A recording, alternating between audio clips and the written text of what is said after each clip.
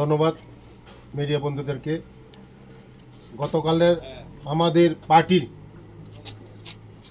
নির্দিষ্ট সূচির মতনই কার্যক্রম ছিল, বাইক র্যালি, কিন্তু দুর্ভাগ্য আমাদের যে শরিক পার্টি ত্রিপুরা মথা পার্টি রঞ্জিত দেববর্মার নেতৃত্বে আমাদের প্রোগ্রামকে বানচাল করার জন্য উনি ষড়যন্ত্র করেছেন। কিন্তু আমি বলি, রঞ্জিত বাবুকে যতই ষড়যন্ত্র করবেন, বিজেপি যত আঘাত করবেন, বিজেপি ততই অ্যাগ্রেসিভ হবে, ততই উন্নতি হবে।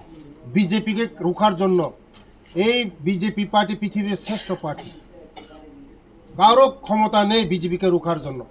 যত বিজেপিকে রুখবেন ততই পার্টি অ্যাগ্রেসিভ হবে, ততই পার্টি উন্নতি হবে। আপনি মনে করছেন রামচন্দ্রঘাট আপনার বাপের সম্পত্তি, আপনার বাপের সম্পত্তি না রামচন্দ্রঘাট।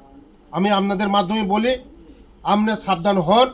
আগামী দিন আমরাও তৈরি হয়েছি, হাজার হাজার মানুষ কিছুদিনের মধ্যে দেখবেন বাইক র্যালি আমি করে দেখাবো রঞ্জিত দেব।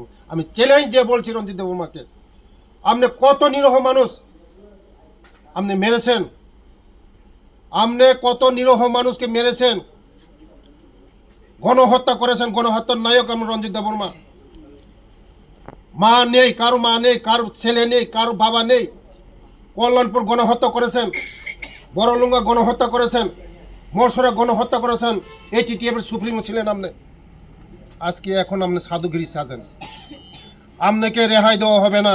আগামী দিন আমরা খোয়াইয়ের মানুষ প্রস্তুত। 2028-এর নির্বাচনে আপনাকে এখানে বিদায় করতেই হবে, আমরা বিদায় করবই। চ্যালেঞ্জ আপনাকে রঞ্জিত দেববর্মাকে। আগামী দিন আপনি প্রস্তুত থাকুন। এই রামচন্দ্রঘাটকে আমি বারবার আসবো, আপনি রুকান, রুখতে পারলে রুখেন। আমি আপনার সঙ্গে চ্যালেঞ্জ।